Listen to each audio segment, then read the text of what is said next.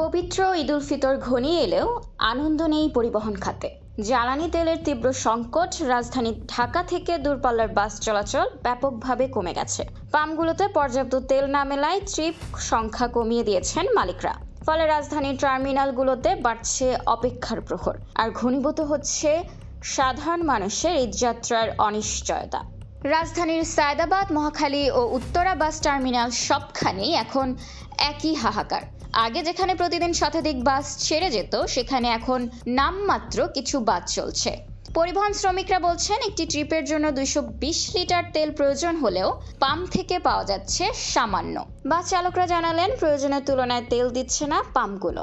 তাতে পথে পথে পাম্পে দাঁড়িয়ে তেল খুঁজতে হয়, কখনো বা খোলা বাজার থেকে কিনতে হচ্ছে চড়া দামে।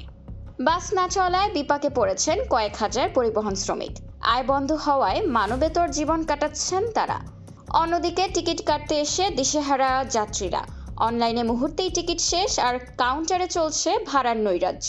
তাছাড়া টিকিট পেলেও বাস আদৌ ছাড়বে কিনা তা নিয়ে বড় শঙ্কা যাত্রীদের মনে। রাজধানীর ফিলিং স্টেশনগুলোতে তেলের জন্য মোটরসাইকেল ও প্রাইভেট কারের দীর্ঘ সারি।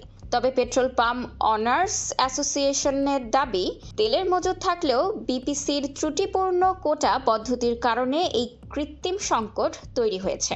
সংগঠনের আহ্বায়ক সৈয়দ সাজ্জাদুল করিম কাবুল জানান, দৈনিক কোটার পরিবর্তে সাপ্তাহিক কোটা চালু করলে এই সংকট থেকে উত্তরণ সম্ভব।